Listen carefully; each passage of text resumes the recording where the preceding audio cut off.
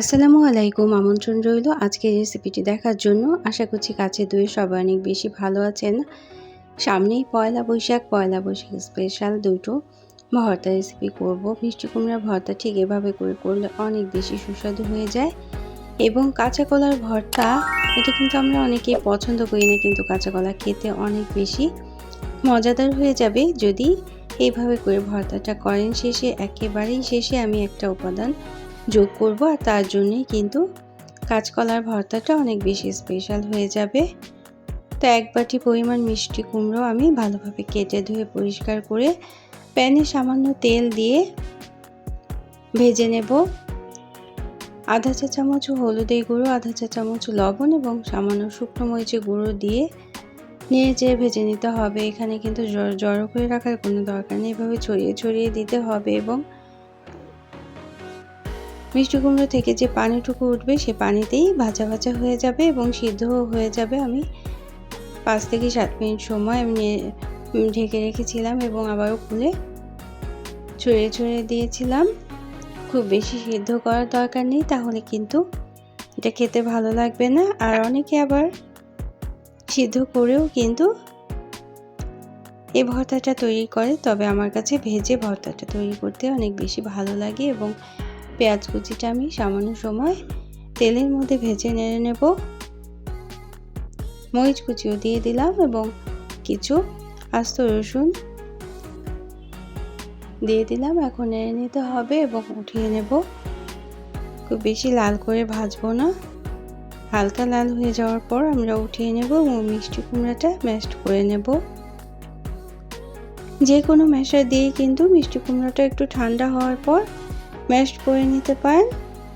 আমি বাটনার যে ম্যাশড করার ম্যাশারটা ছিল সেটা দিয়েই আজকে আমি কুমড়োর ভর্তাটা করে নেব। আবার হাতে মেখেও কিন্তু এই ম্যাশটা করে নেওয়া যেতে পারে। তা এত সহজ একটা ভর্তা, বাটাবাটি কিন্তু কোনো ঝামেলাই নেই। মিক্সার জারেও ব্যবহার করার কোনো প্রয়োজন নেই, শুধুমাত্র হাতে মেখেই এই ভর্তাটা করে নিতে পারবেন। আর একেবারে ম্যাশড করে মিহি করে ভর্তাটা করার দরকার নেই, হালকা হালকা আস্তে আস্তে থাকবে। ঠিক এরকমভাবে ভর্তাটা করলে সেটা বেশি ভালো হয় খেতে। তো সবার শেষ পর্যায়ে আমি ধনেপাতা কুচি দিয়ে হাত দিয়ে মিশিয়ে নেব এবং সামান্য কাঁচা সর্ষের তেলও দিয়ে দেব ভর্তাটার একেবারে শেষ পর্যায়ে। তো এ পর্যন্ত যারা দেখলেন, একটা লাইক দিতে ভুলে গিয়েছেন, অবশ্যই একটা লাইক দিয়ে দিতে পারেন, প্রয়োজনে কমেন্ট করতে পারেন এবং শেয়ার করতে পারেন ফ্রেন্ডস অ্যান্ড ফ্যামিলির সাথে। যারা প্রথম ভিজিট করছেন তারা চাইলে চ্যানেলটিকে সাবস্ক্রাইব করে বেল বাটনটাকে একটা প্রেস করে রাখবেন, তাহলে নোটিফিকেশনটা পেয়ে পরবর্তী রেসিপিগুলো কিন্তু দেখে নিতে পারবেন। তো রসুনও আমি একেবারে ভর্তা করে নিয়েছি, চাইলে আস্ত রসুনও রাখতে পারেন।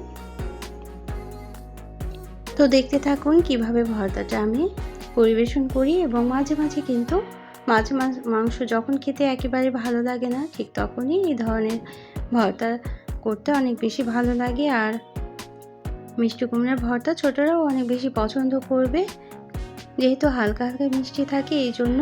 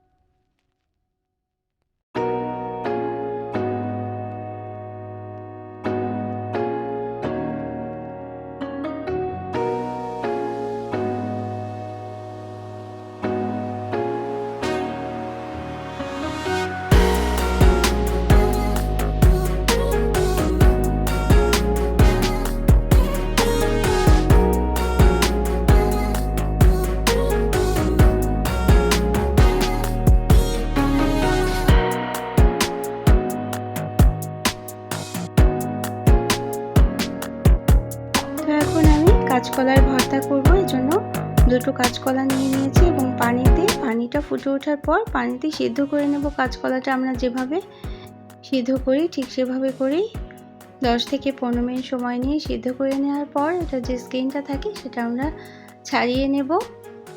খুবই সহজ এই কাঁচকলা গরমের দিনে খাওয়া অনেক স্বাস্থ্য উপকারিতা আছে। তাছাড়া যাদের আয়রনের ঘাটতি আছে তারাও কিন্তু কাঁচকলা মাঝে মাঝে ভর্তা করে কিংবা বিভিন্ন সবজির সাথে খেতে পারেন। এটা অনেক বেশি উপকারী খাবার আমাদের স্বাস্থ্যের জন্য।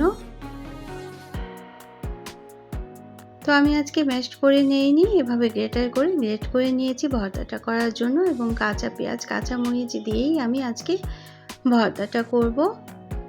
এবং ধনের পাতা কুচির পরিমাণটাও দিয়ে দিলাম এবং আধা চা চামচ লবণ দিয়ে ভালোভাবে এভাবে করে কচলে নিতে হবে পেঁয়াজ এবং মরিচ আর ধনে পাতাটাকে। তাহলেই কিন্তু এই কাঁচকলার ভর্তাটা অনেক বেশি খেতে ভালো হবে। তো যত ভালোভাবে এভাবে পেস্ট করে পেঁয়াজ মরিচটাকে ম্যাশড করা যাবে ততই কিন্তু ভর্তার স্বাদটা অনেকটা বেড়ে যাবে। তো এখন গ্রেট করা কাঁচকলাটা আলতো হাতে পেঁয়াজ কাঁচামরিচ এবং ধনেপাতা কুচির সাথে ভালোভাবে মিশিয়ে নিতে হবে। একেবারে ম্যাশড না করলেই খেতে অনেক বেশি ভালো লাগবে। আর বললাম শেষে একটা উপকরণ আমি যোগ করব, যার জন্যে এই কাঁচকলার ভর্তাটা অনেক বেশি সুস্বাদু হয়ে যাবে। কেউ কিন্তু বুঝতেই পারবে না এটা যে কাঁচকলা ভর্তা। আর সেটা হচ্ছে 1/4 কাপ পরিমাণ নারকেল কুড়োনো আমি দিয়ে দেব এবং মিশিয়ে নেব। কুড়োনো নারকেল দিয়ে কাঁচকলা ভর্তা একবার খেয়ে দেখবেন, দুর্দান্ত স্বাদের হয়ে যায় ঠিক এভাবে করে ভর্তাটা করলে।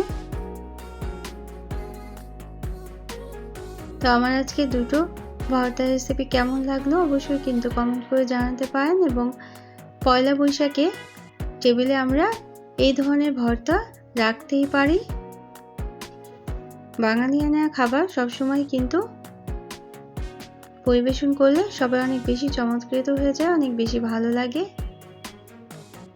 তো সবার জন্য অনেক অনেক ভালোবাসা, অনেক অনেক শুভকামনা। অন্য কোনো দিনে অন্য কোনো রেসিপি নিয়ে আসবো। Thanks for watching. Allah Hafiz.